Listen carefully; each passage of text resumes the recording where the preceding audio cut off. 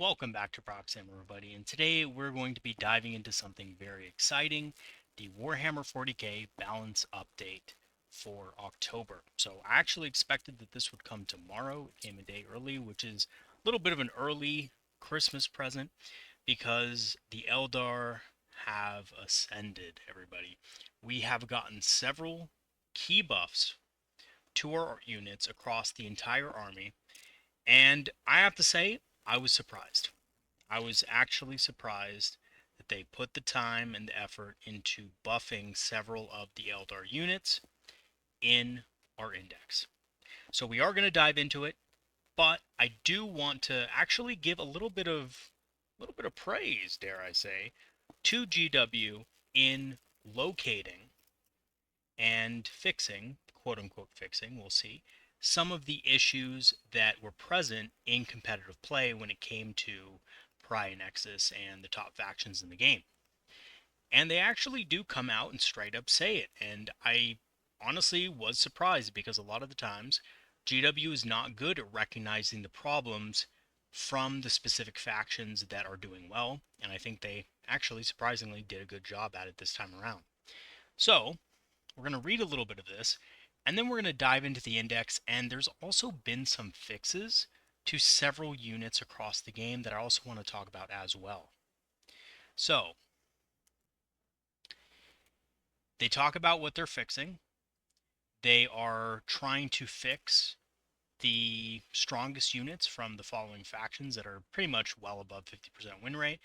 We got the Sisters of Battle, Thousand Sons, which we all saw coming, Drukhari, which is unfortunate, and we will talk about that, and the Space Wolves, particularly Thunder Wolves.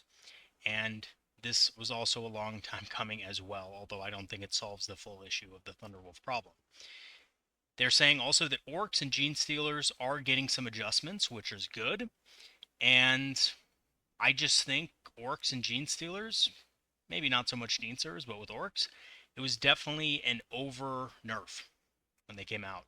They were at like 60 some percent win rate. They had crazy numbers. Everybody was playing Orcs, and they just over nerfed the shit out of them. And when you nerf a faction that hard in multiple areas, it's not going to perform well, especially when you buff their direct competition as well. So now they don't mention the Eldar specifically, but with how many buffs they gave them, they really should have. Now, if we scroll down a little bit, this is really what I'm actually happy about. It's not so much the point changes, but they're recognizing some of the issues with some of the factions on a deeper level. So they say here we are already well underway with testing the upcoming updates, making changes that are designed to tackle some key areas that we want to address. Specifically, we're looking at miracle dice usage and generation, cold ambush mechanics, and making a better experience for Codex Space Marine players, to just name a few. Okay, so I'd like to talk about this real quickly before we dive into the index buffs. Miracle dice, in general, are one of the most broken mechanics that I think the Sisters of Battle have access to currently. And, a lot of people compared the Eldar and the Sisters of Battle in the very beginning of the edition.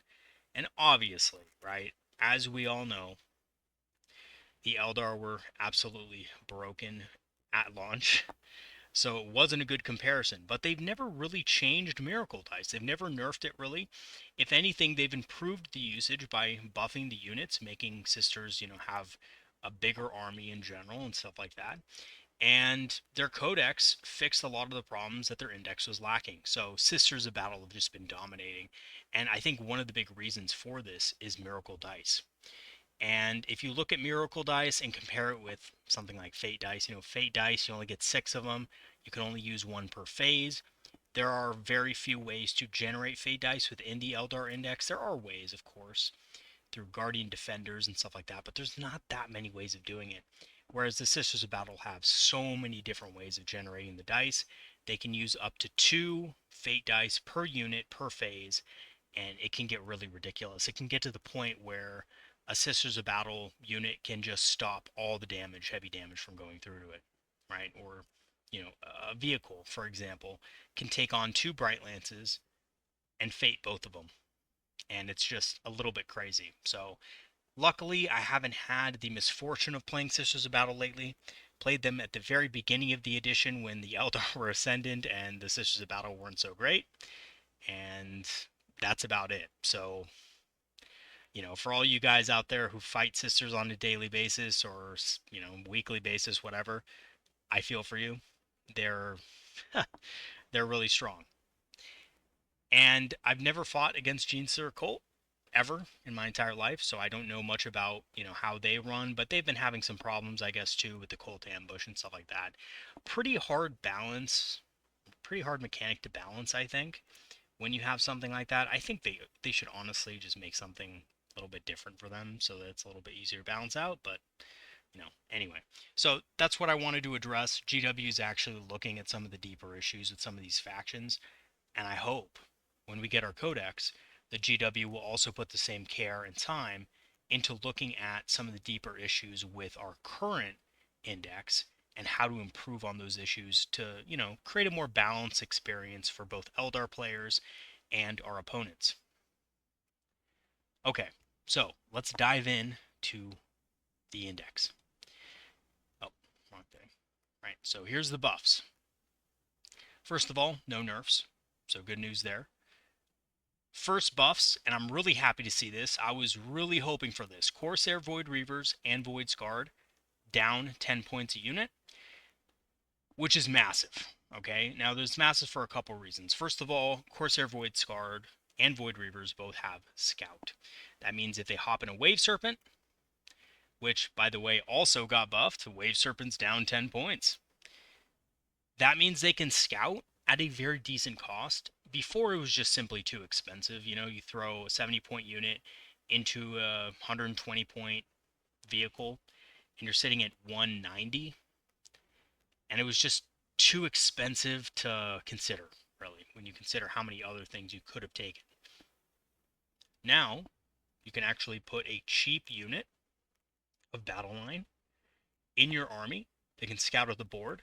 There's going to be certain tournaments that have mission rules that favor battle line, so you can definitely, at least I can definitely see people taking these in those specific games. I don't think they're going to be good in every single tournament, every single event, because of the fact that, they are battle line. They do need a little something from the mission rules to be good. But I'm honestly also thinking that mechanized Eldar might be back, and I'll go into that a little bit as well. Void Scarred, they're at a better cost, that's for sure. I think they're probably still a little bit. They're a little bit too expensive still. I think they could do with another 5-point drop, but still very good for the price, I think. As long as you're playing semi, competitively and you're not, doing a try-hard kind of grand tournament army or anything like that, I think they can do very well for themselves at 80 points.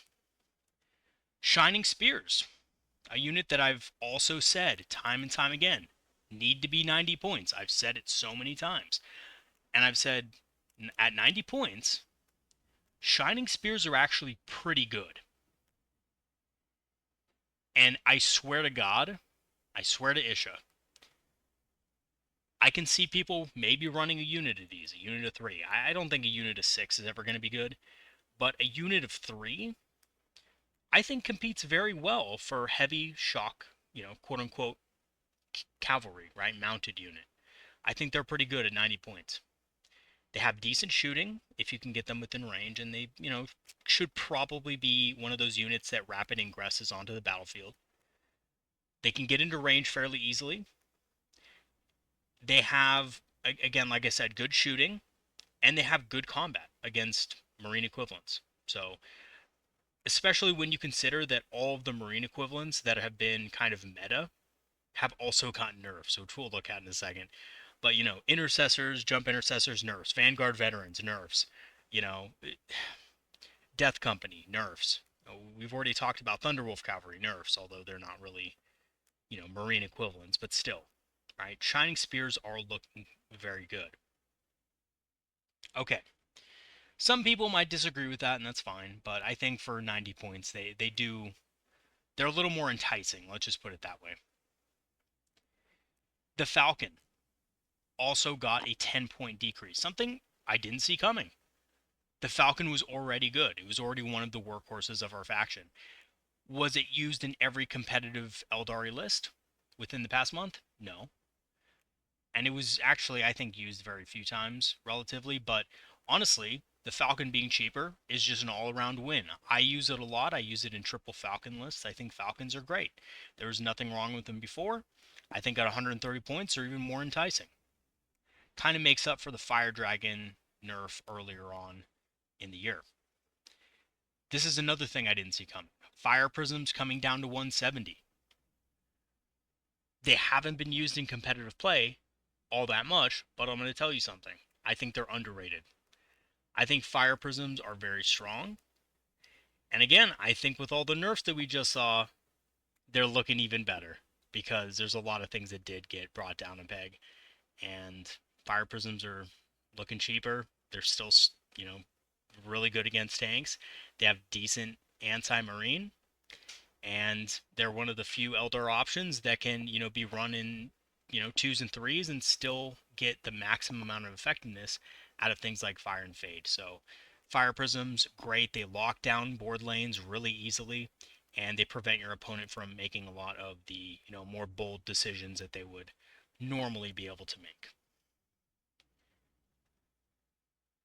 The next buff, or set of buffs, we have to talk about is the Warlock Conclave and Skyrunner Conclave. They got brought down a little bit. Not too much, but, honestly, I think it's a decent points decrease. I think they could have done a little bit better, though. I have to be honest. I think 55 points for 2 Warlocks is still kind of a lot. I don't think people will play this in competitive play, but in your local game store, even in semi-competitive games, a 110 point unit of Warlocks with a Farseer in a Falcon, which is now cheaper, is a really good option for, clearing out stuff, clearing out infantry. They can come down, they can reroll wounds, which is really neat. And, with Bladestorm, they can do some decent damage. Warlock Skyrunner Conclave, I think is still way too expensive. I think even at 90 points, it's absolutely abysmal that it is that costly. So I don't really see that being an option, to be honest. But the Wave Serpent is cheaper, which means that units that like to go in Wave Serpents are also going to be much better. Namely, and get this, Wraith Blades and Wraith Guard, the 5-man units, both got reduced by 10 points. Another pleasant surprise. Now, I assumed that Wraith Blades would get reduced, and I talked about this a little bit in my last video. I thought that they needed to get reduced. The 10-man unit didn't, because that's just a, kind of tar pit unit that has a lot of buffs thrown on it, so maybe they were a little bit less, keen to, actually buff that unit at 10 models, but at 5 models, they fit into a Wave Serpent. You're saving 20 points. People who are running things like, Wraith lists, that kind of mechanized Wraith lists and stuff like that, are going to be really happy with those changes. Same thing with Wraith Guard. 10-man unit didn't get reduced, but the 5-man unit did by 10 points. So that's a little bit cheaper to run them in a Wave Serpent now, which is cool. Lastly, the Wraith Knight. So the Wraith Knight did also get a decent points decrease. Not great, but decent. 495 means you can put it in strategic reserves in most missions. And there's nothing wrong with that. I don't think you necessarily want to put it in strat reserve, but it's an option, right? And that's just because Wraith Knights can hide behind obscuring terrain now. It's not like before. So, having it in strat reserve might be like kind of like a cool tech, but against certain matchups, but it's not going to be, something you use all the time. But I still think, 15-point decrease, I'll take it. I'll take it every day of the week. And I recently made a video on the Wraith Knight saying I don't think it's that bad in semi-competitive and casual play. I really don't. I think it's one of the better, cooler options at that points level because people, that are just, not playing super competitively, not super try hard, they're looking to have fun with their armies and stuff like that. The Wraith Knight's kind of nowadays at least, more of a fun pick. And I think it does really well in those types of matchups. It's a big bad that your opponent has to kill. If they don't kill it, it does really well, and your opponent's like, the Wraith Knight, it's so powerful. But You know that there's a way to kill it, but you're just having fun. I think the Wraith Knight's great. I have a Wraith Knight I still need to build and magnetize, but man, I have to say I'm a little bit intimidated by the magnetization process. So we'll just have to see how I can get through that. But yeah, those are the buffs. And I have to say, overall, I'm extremely pleased. I love the fact that it looks like they're really leaning into, you know, the mechanized side of Eldar. They're saying, you know what, the mechanized side was never really that powerful. We've never really seen it in competitive play too much. Let's go ahead and give you guys that. Let's decrease the cost of a lot of your units that are, obviously overcosted. And let's see if this brings up the win rate in addition to all the nerfs that, we kind of handed out to the more powerful factions that are giving you guys trouble. So I think Eldar are looking fresh and looking fine after this balanced data slate. Obviously, there's still some units that I would like to see reduced because I think they're overcosted still, you know, but I'll take it. I'll take it. Now, we will also talk about some of the other nerfs real quick. Let's go ahead and go to Thousand Suns. I want to talk about them really fast because I just recently had a game against them. I'm trying to make a video about that game. We'll just scroll down here, sorry. I know it's all blurry and stuff, but we'll get down there quickly. Here we go.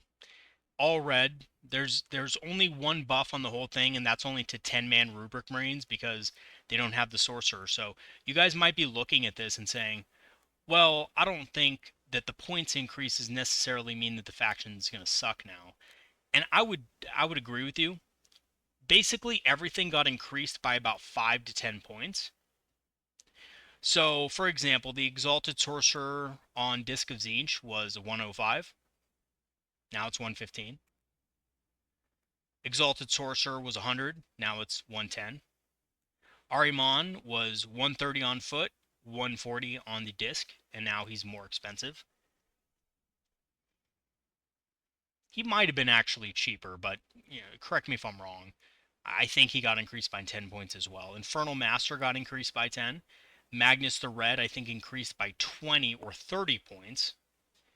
Mutalith increased by 10. Rubric Marines, just your basic Rubric Marines for the 5-man unit, got increased by 5. For some reason, the Thousand Suns Forge Fiend got increased, which I didn't understand because I never saw that, but, maybe there was a super competitive list with, like, a couple of them. Thousand Suns Sorcerer, regular Sorcerer, up by 10 points, I believe. And you have the Zangzor Enlightened, which are also up a little bit. And this is just because, by the way, people were using these in competitive play for objectives. They've done this game-wide, where if any unit can be taken super cheap for a secondary objective or a throwaway trash unit, they increase their points. And I think that's a good change because that forces armies that are a little more elite to actually kind of have a weakness in secondary objectives. And by the way, I think the weakness of Thousand Suns is that they are a very small army. They really do have to play like a clock almost to be able to, like a clockwork, device. Everything has to be moving just precisely right for them to work. And if they don't, then they just crumble. And if you're able to throw a wrench in those gears, it's done. And very good players will play around that, will make sure that everything goes their way. But, more middling players, it's going to be hard to manage. And I think this just made it even harder to manage. And the reason why is because if you take all these nerfs, by the way, all of these units here on top are units that were commonly chosen in Thousand Suns armies. You're probably looking at enough points nerfs to eliminate a unit of Rubric Marines from every Thousand Suns player's army. Like, every Thousand Suns player that was running 4 units of 5 Rubric Marines and maybe a unit of 10, they're just going to lose one of those units. And that's going to decrease the amount of resources they have to kill you.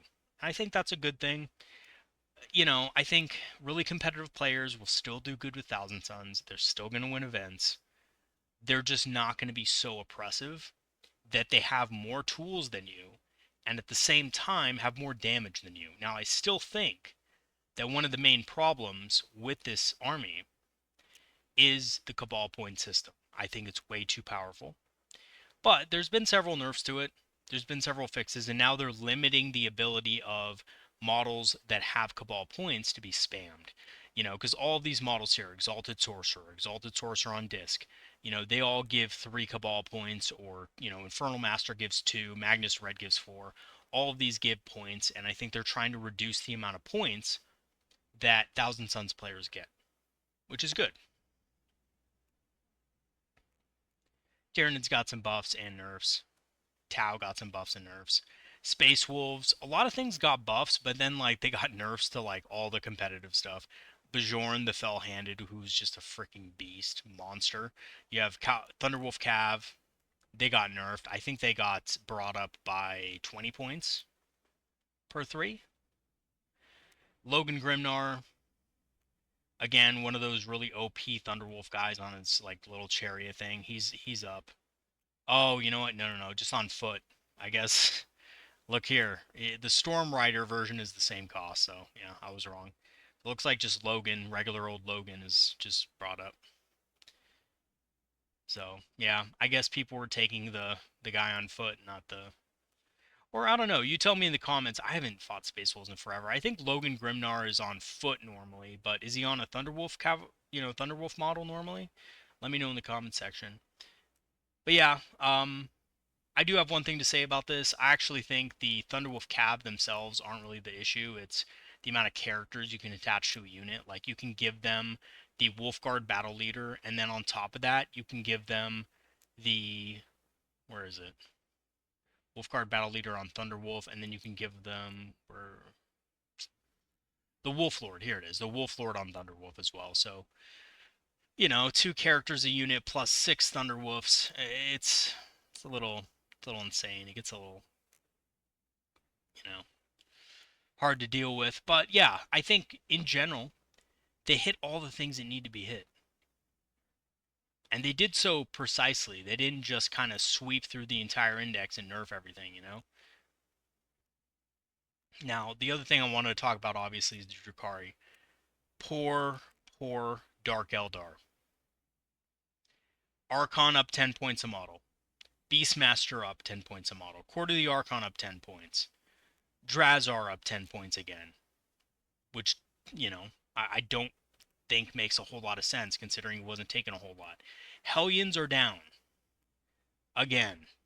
Which is just hilarious to me because they're really not competitive whatsoever, but GW is like, oh, more points decreases will help them instead of just giving them the infantry keyword. We can't give them the infantry keyword. If you give them the infantry keyword, they can be 80 points and they can be fantastic. But if you don't, if you keep them at, you know, you could reduce them honestly to 70 points and it would still kind of suck. Incubi up 10 points a unit. Wow. So I saw this coming actually, but I thought it was only going to be up to 80. I thought the Archon was only going to be up to 80. Lilith is up 10 points as well. Mandrakes for 5 models are up to 70 points. And these guys, it makes sense because they were spammed, right? I mean, these guys were being always taken in 3s. I'm surprised they got a points decrease to begin with, truthfully. But, you know, it kind of makes you think about, you know, Tau. Tau also, by the way, we didn't look at it, but they're, I guess, one of their Crew Talks riders, you know, taken as a solo, got increased a little bit in points because it was being used in the same way, just as, you know, kind of a secondary objective kind of score. And I think we're probably going to see Vespid take the place of the Crew Talks a little bit. And the Vespid are really good at secondary objectives. And I think they're eventually going to go up in points as well, probably in the next data slate. Reavers are up. Oh my god, they're up more points. Now, a lot of people question this. Why are Reavers up? That doesn't make any sense. Dark Eldar players weren't using a ton of Reavers. Yes, but you know who was? Ynnari players, because of that reroll Heat Lance. He was very strong at 60 points, so GW said, we're going to put the kibosh on that. Move that up 5 points because, you know, you got to pay for that reroll to hit and wound. Oh, geez, a lot of nerfs. But guys, I'm sorry to say, it wasn't just points. It was rules. The Archon used to be able to, by GW ruling, not by WTC, because they ruled differently, but the GW ruling said, yes, every single Archon in your army gets the, what was it called? The Lord of Deceit ability, which reduces, or sorry, increases command point expenditure for your opponents within 12 inches. Well, now it's just the Warlord again. They just say, nope, only the Warlord gets it. So that's hard for the Drukhari, because it was one of the very few ways that Drukhari could get around things like Overwatch, could get around things like Armor of Contempt and all these like really powerful stratagems. Fight on Death. Oh my god, Fight on Death against Drukhari is evil. And it was one of the reasons why Drukhari were all of a sudden doing so good, is because of these Archons. That's nerfed. Beastmasters are nerfed. They were one of the ways that, Dark Eldar players could get the jump on your opponent, hem them in, control the battlefield. Those are more expensive.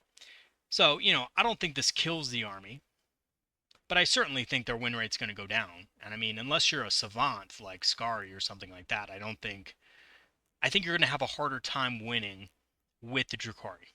I really do. Yeah, poor Drukhari. That's all I have to say there. Dark Angels, look at this. Deathwing Knights 250, up from 215, guys. They increased by 35 points a unit. And you know what's funny about that? I recently made a Wraithblade video saying, are Wraithblades better than Deathwing Knights? Because, look, are they better overall? No. But they beat Deathwing Knights in combat with Ghost Swords. They just do, point for point. They were about 215 points with the Shadow Seer or whatever. Not Shadow Seer, sorry, Spirit Seer. They're about the same amount of points as Deathwing Knights, and they beat them. Now they just trade up against them. And I think at 250, Azrael is up in points too, which he should have been. I think anything with an auto CP generation is really powerful. I think you need to increase the points of that. 115 sounds about right. If the Autarch Wayleaper is 115, this guy needs to be 115. And yeah, Deathwing Knights are up. But we have some cool, little buffs here and there. Lionel Johnson. People love the old Lion. He's cheaper now. And yeah, you got your Landspeeder Vengeance. So don't worry, guys. Don't worry, Dark Angels players. You have your Landspeeder Vengeance. Everything is all good. You're going to start spamming these, and you're going to start destroying the meta with these. Don't worry. Chaos Space Marines, what got nerfed here? Well, Accursed Cultists. And the Dark Commune. Oh, they got nerfed together. That... I mean, their win rate was kind of low, but I think from what I've seen on YouTube and stuff, there were a couple of really mean kind of competitive lists running around with cultists. Actually, correct me if I'm wrong, but I think one of the recent big tournaments actually was won by Chaos Space Marines, the Curse Cultists.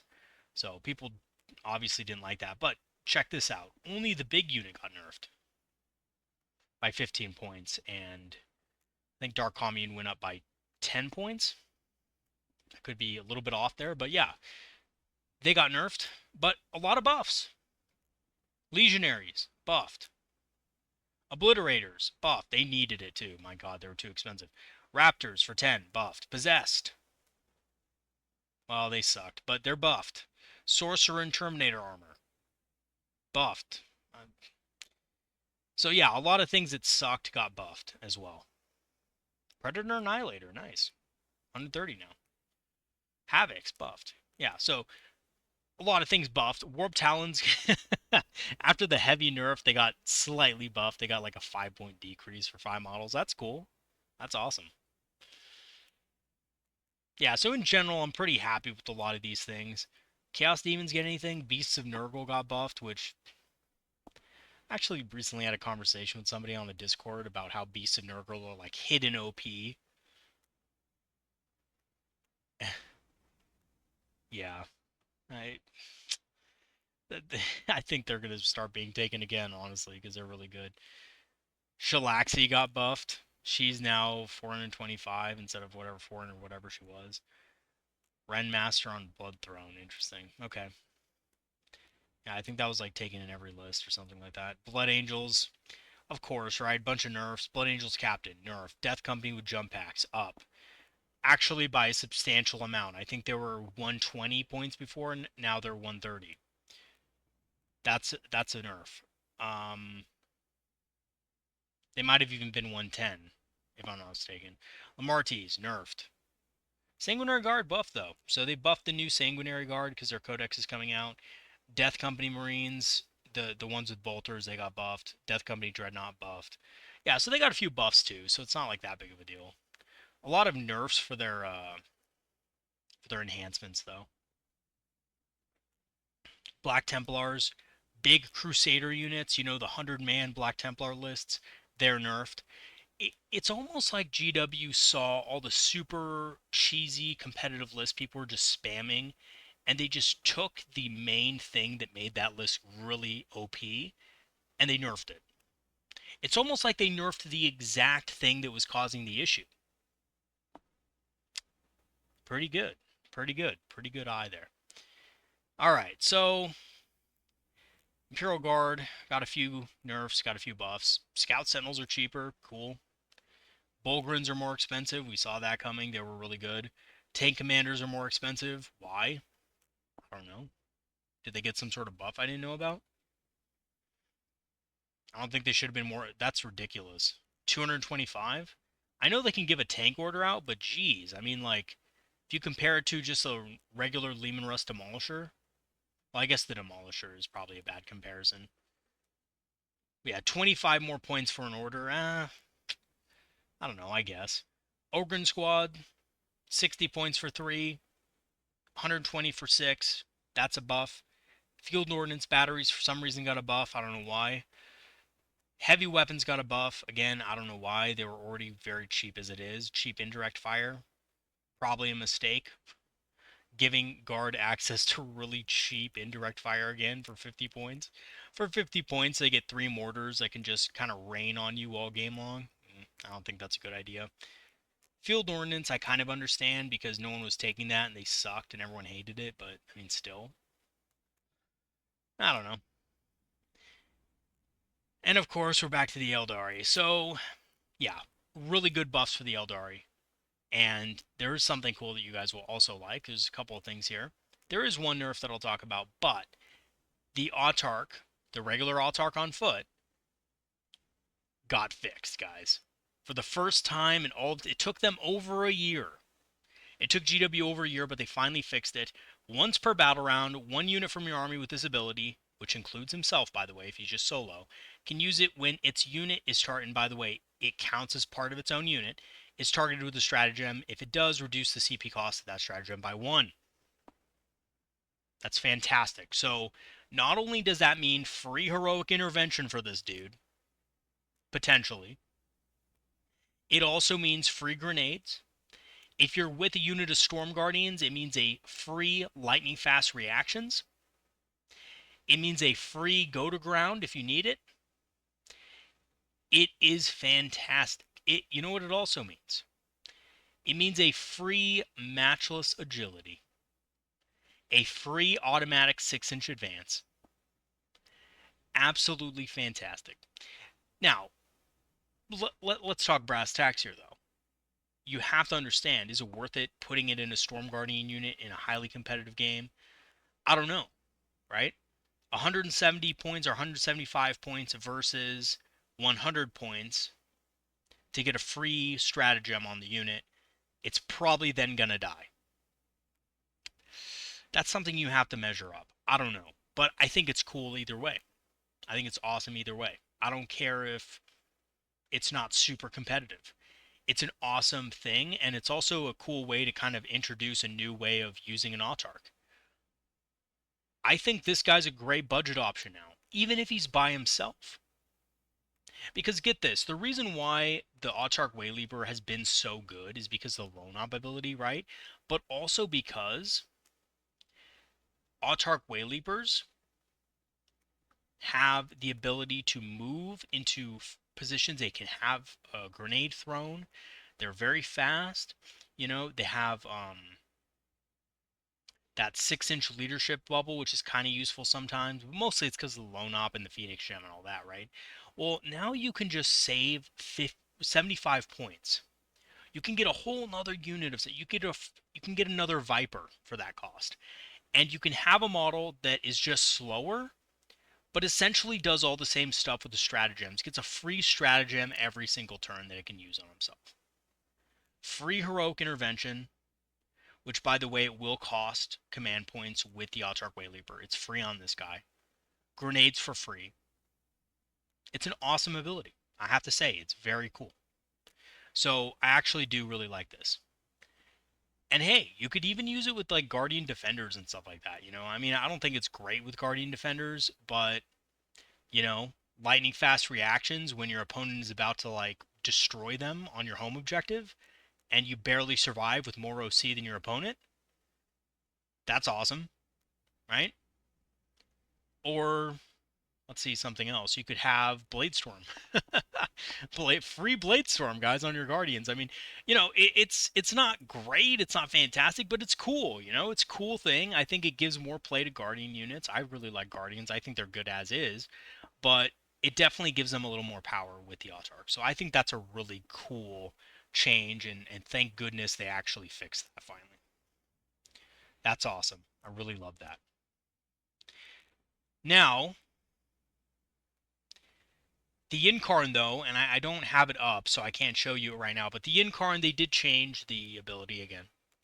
They clarified that the center point of the Yinkarn's base has to be fully over the center point of the last destroyed model. They specified that, so you can no longer just tow the base of the last destroyed model as you could before. And by the way, some people I know in my comment section will say, no, that's always how it's been. It was not always like that in competitive play. It was always played as you towed the base of the last model destroyed because it was not specified that you had to put the base completely over the other. It just said as close as possible, which means you're as close as possible to the base, but you don't have to get that close, basically. And that's how it was played in competitive play. So, I mean, whether or not, however you in your, regular games feel that is, and, if you're playing somebody else, that's bullshit or that's cheese or whatever, and you played it a different way, no worries, but that's how it was played in competitive. And that's done. GW said, you know what? That is cheese. That is super cheesy, and we're going to fix it. So, hey, you know what? All the more power to him. But at the same time, Yinkarn is just becoming weaker and weaker as the nerfs continue. And I think the Yinkarn's still good. I think you can definitely still use the Yinkarn to great effect. But 350 points, you know, doesn't have the threat range now because of that change. So yeah, there is a little bit of a weird thing with that, but it is what it is. And as far as I know, that's it for the major changes. I know there's been a couple of other things, like I think the Thousand Suns got another clarification in the rules, but I think for the most part that's it. And I have to say, things are looking pretty good for the Aeldari. I'm going to be making a couple of other videos later on this week covering the possible buffs that the Aeldari got and what I think people are going to start trying out in competitive play. And I have to say this, I'm excited because I see the return almost of Mechdar, right? We're seeing Falcons get cheaper. We saw Scorpions get cheaper last time. We saw Wraith Blades and Wraith Guard and 5-man units get cheaper. So we might see, one or two of those occasionally. And also, we saw Wave Serpents get cheaper, which is awesome. And then we saw Corsairs get cheaper. And arguably, Corsairs are one of the best options for Wave Serpents because of the Scout move. And there's some other cool little tricks you can do with Corsair's Scout move and Rangers, which some of you guys might not know, but get this. I'm going to talk about this later. I talked about it a while back, but at the time, Corsairs and Wave Serpents were so expensive, nobody paid it really any heed. They were like, oh, Proxy Hammer, it's too expensive. It's a cool trick, but it's too pricey. Now it's actually cheap enough to actually work and be effective. So get this. You have a Wave Serpent Scout up with Corsairs in it. You have a unit of Rangers infiltrating up the battlefield, perhaps scoring an objective. And then the Wave Serpent, of course, is behind obscuring terrain. Your opponent moves forward. Your Rangers use their ranger ability, their outcast ability, and roll d6. That d6 movement can embark them back into the transport. So Phantasm has a clause that says you cannot use this movement to go back into a transport. The outcast ability does not, and it still to this day works like that.